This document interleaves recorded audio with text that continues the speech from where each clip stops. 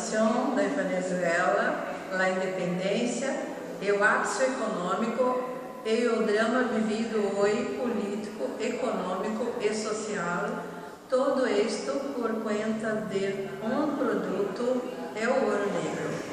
Somos um povo lançado na independência e oprimidos na independência libertária. En política argentina, la gloria, la lucha, la fuerza de Eva Perón por su pueblo son cosas nunca hemos visto en ninguna primera dama brasileña. Sim, uma história que emociona.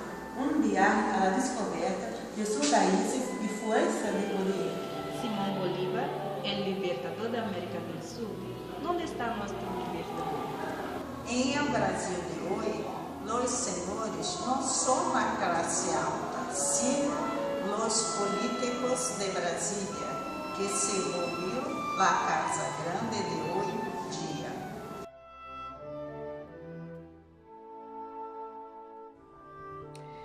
Venezuela sem rumbo e Brasil sacudido. A história de Venezuela é muito parecida à de Brasil. Hasta 1498 era habitada por grupos indígenas, quando no século XVIII os espanhóis chegaram a colonizar-se, utilizando a mão de obra africana para o cultivo de cacau, café, cana-de-açúcar e o tabaco. Nesse período, organizaram o território e províncias hasta a expansão da agricultura. O país solo se independizou em 1819 sob o liderazgo de Simón Bolívar, que marcou como líder, dando origem ao nome oficial do país, República Bolivariana de Venezuela. A crise política, social e econômica que hoje vive os venezuelanos são efeitos de mala administração de governantes que começou em la década passada hasta 2014, destacando o polêmico presidente Hugo Chávez, que governou por 14 anos quando morreu em 2013. Sendo Venezuela o segundo colocado em reserva de petróleo, em momento de preços altos, se beneficiou e implementou programas ambiciosos, criando empresas, privatizando e implementando programas sociais que tiveram êxito durante tempo. Pero com a caída de preços, entrou em colapso financeiro, acumulando deudas internas e externas.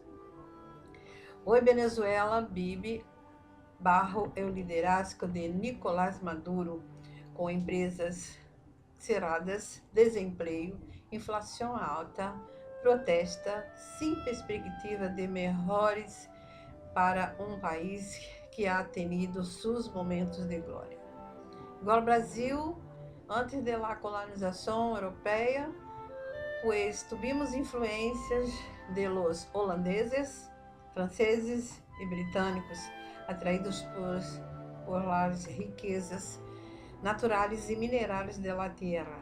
Os primeiros habitantes em el território eram índios, cujos alguns serviram de escravos em la agricultura para os colonizadores. O Brasil possuía muitas riquezas, lo que levou a ser dividido em lotes e períodos políticos, bajo o mando de la coroa portuguesa, hasta o regime republicano que solo se estabeleceu com o fim do império.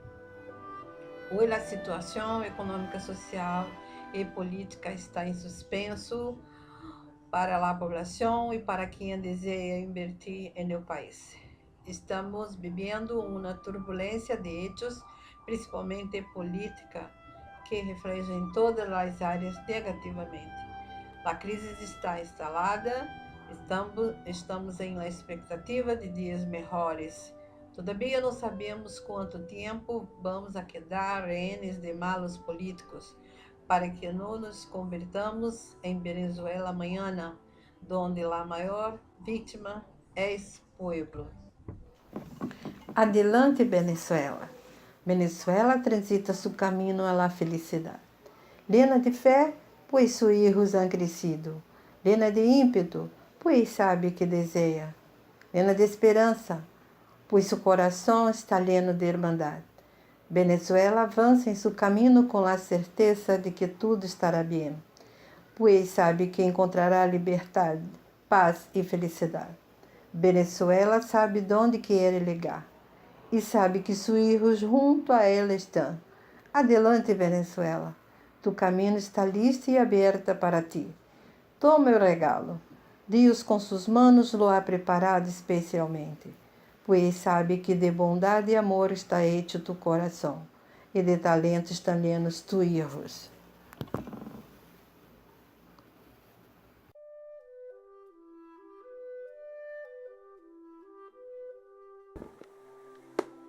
Hola, hoy voy a hablar sobre Cuba, su trayectoria, un poco de su descubrimiento, su colonización, la independencia y la historia política de Cuba. El descubrimiento de Cuba fue en 1492, ya el descubrimiento de Brasil fue en 1500, pero ambos países tomaron el mismo rumbo en cuestiones de explotación. Después del descubrimiento de Cuba, empezó el proceso de colonización y monocultivos, principalmente azúcar y tabaco. Con consecuencia de la explotación, ocurrió una gran reducción de la población indígena, por cuenta también de las enfermedades de la época. Ya en 1793, millones de refugiados blancos de una rebelión esclava en San Domingo, que se convierte en la revolución haitiana, llegan a Cuba. Entonces empieza el proceso de población de Cuba. Ya en la independencia, el proceso empezó en 1808 en Brasil, y en Cuba empieza en 1895, muchos años después, donde fue hasta agosto de 1898, cuando finalmente, con el Tratado de París, la isla alcanza su independencia. Pero hasta llegar a este tratado, la isla sufrió mucho con guerras y revueltas. Hablando un poco sobre la política, en 1953 y 1959 ocurrió la Revolución Cubana, que quitó la dictadura de Fulgencio Batista e instaló un régimen comunista unipartidista que mantiene los hermanos Castro hasta hoy en el poder. Con eso, Cuba tiene una fuerza política muy grande, pero es un régimen comunista, un régimen único, y la isla es, na verdade, Cuba es el único país socialista de la América en la actualidad, la isla. Entonces, hablamos sobre una fuerza, una población que es muy centrada en la política, es un único partido, los dos hermanos, entonces tiene una segregación política en la isla. Espero que les gusten del trabajo. Tú, que partiste de Cuba, responde tú. ¿Dónde hallarás verde y verde, azul y azul, palma y palma bajo el cielo? Responde tú. Tú, que tu lengua olvidaste, responde tú. En lengua extraña masticas el gel y el yu. ¿Cómo vivir puedes mudo? Responde tú. Tú, que dejaste la tierra, responde tú. Donde tu padre reposa, bajo una cruz, donde dejarás tus huesos, responde tú. Ah, desdichado, responde tú. Donde hallarás verde, verde, azul y azul, palma y palma bajo el cielo, responde tú.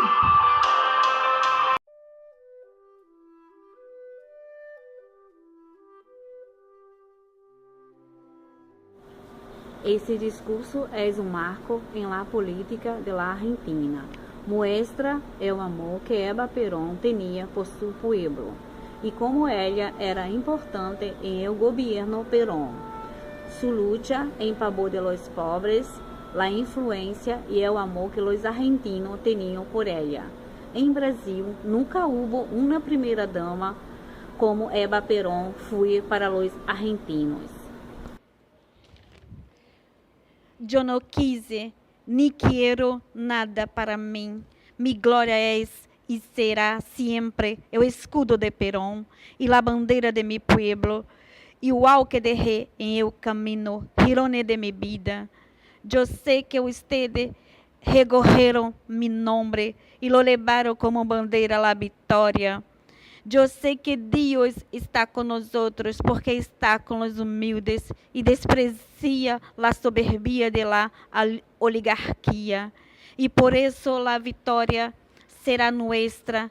Tendremos que alcançá-la tarde ou temprano, custe lo que custe e caiga quem caiga. Pero os médicos me han proibido hablar. Eu le dejo mi coração e digo que desejo e que estou segura que pronta estarei em la lucha com mais força e com mais amor para luchar por mi pueblo que tanto amo como lo amo a Perón e les pido uma sola coisa. Estou segura que pronta estarei com ustedes, pero se não lo llegará a estar por mi salud. Ajudem a Perón, sigam fuertes como a esta hora com Perón, que es estar com la pátria e com ustedes mesmo, e lá todos os descamisados do interior. Eu lo estrecho muito, pero muito cerca de mi coração. Desejo que se deem conta de quanto los amo.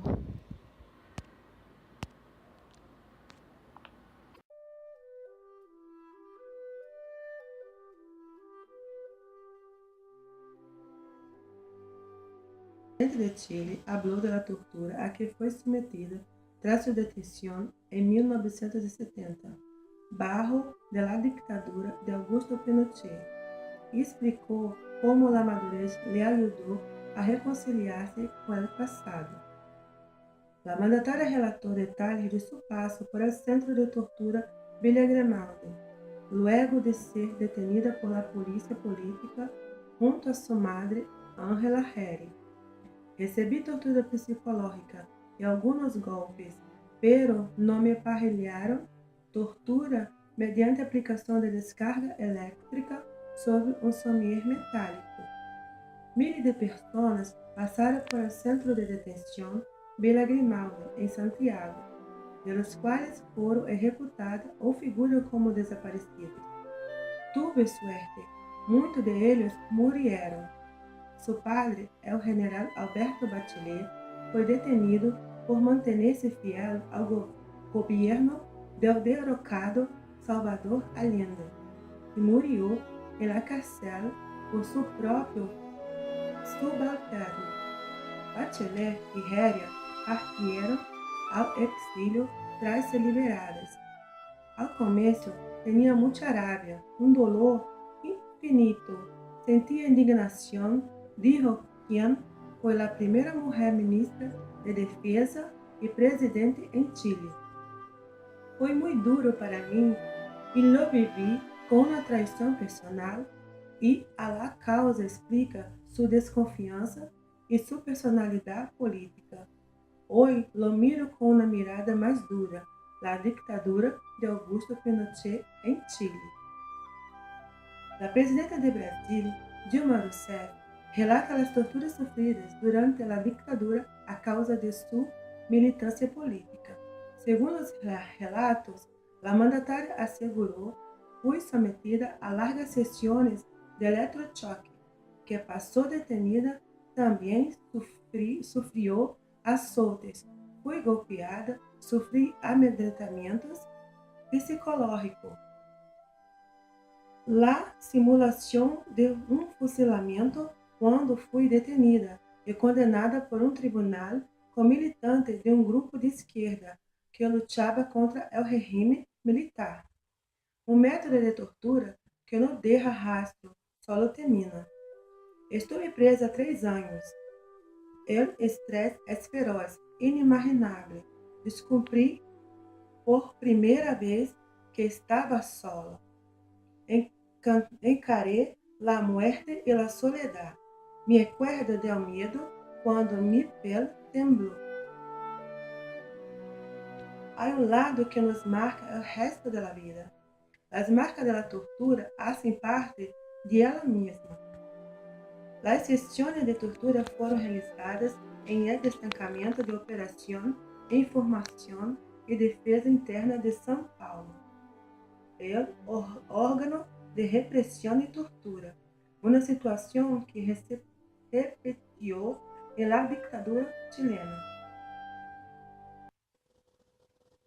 Mas allá de la tortura, fuera del espacio y la materia, en una región altiva, cimentísima de colores, llena de un humo horizontal que atraviesa pantanos invisibles, permanezco sentado como un condenado a la cámara de gas. Descubro que el temor es un niño desesperado, que la vida es una gran habitación o un muelle vacío en medio del océano.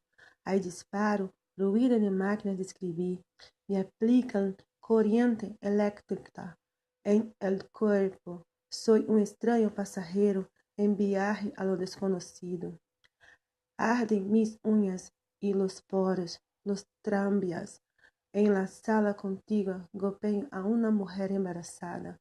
Las flores de amor y la justicia crecieron más adelante sobre las cenizas de todas las dictaduras de la tierra.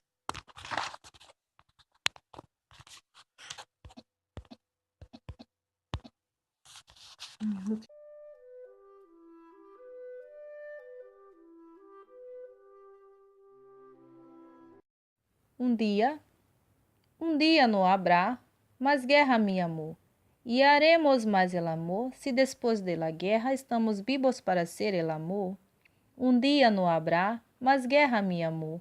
E sentiremos mais el amor se depois de la guerra todavia nos seguimos amando. Um dia habrá mais guerra, mi amor. E escreveremos sobre el amor se depois de la guerra nos queda algo que escrevi del amor.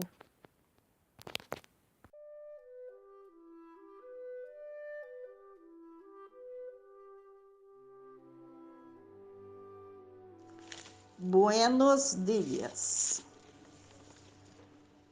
Politicamente, el Brasil de hoy no difiere mucho del Brasil de ayer.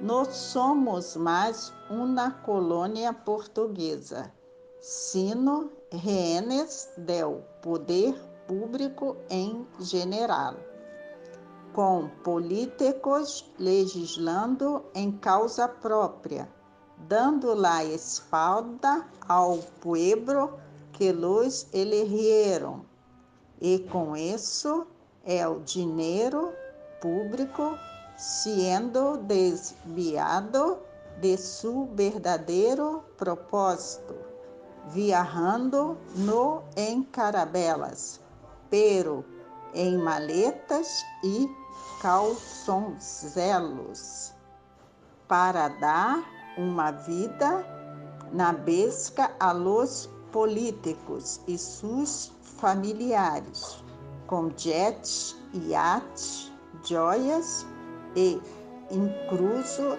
cenas em Paris. É correto? Quanto vale o voto em Brasil? Um título de coronel, um cargo de ministro, uma canasta básica ou quem sabe R$50. Pero nós outros, la gente e los eleitores, podemos dar um basta em esta política de toma ali, dá aqui, exigindo de los candidatos uma política séria dirigida principalmente ao área de la saúde, educação e trabalho. Se esta política foi hecha corretamente, deixaremos esta nau que está à la deriva em este mar de corrupção e embarcaremos em el trem hacia el desarrollo libre. De arriba de los morros se veia el horizonte. Nada allá de casas grandes, senzalas, corrientes, troncos, azotes, huidas e capitanes de mato. Em tierras extranas, pero finalmente libre. Fim de noites de llanto e remidos de dolor. Adiós cantos de lamentos. Presos de arriba de los morros que se transformaram em senzalas, condenado por suas orígenes, casados no por capitanes de mato, pero capitanes del asfalto, que sim chicotes, mas com suas armas de grueso calibre disparam balas direcionadas e perdidas. E com isso volvieron los dolores, el llanto, lágrimas e los gemidos, e el canto que se oye es por la paz.